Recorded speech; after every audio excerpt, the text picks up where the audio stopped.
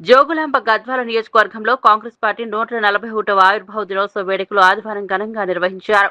గద్వాల పట్టణంలోని కాంగ్రెస్ పార్టీ కార్యాలయంలో జెడ్పీ మాజీ చైర్పర్సన్, గద్వాల నియోజకవర్గ Congress party incharge Saritha Tirupataiah party జెండాను ఆవిష్కరించి కాంగ్రెస్ కుటుంబ సభ్యులకు శుభాకాంక్షలు తెలిపారు. అనంతరం పార్టీ కార్యాలయం బైక్ ర్యాలీ నిర్వహించి పట్టణంలోని మహాత్మా గాంధీ, ఇందిరాగాంధీ, రాజీవ్ గాంధీ, బిఆర్ అంబేద్కర్ విగ్రహాలకు పూలమాలలు వేసి ఘనంగా నివాళులర్పించారు.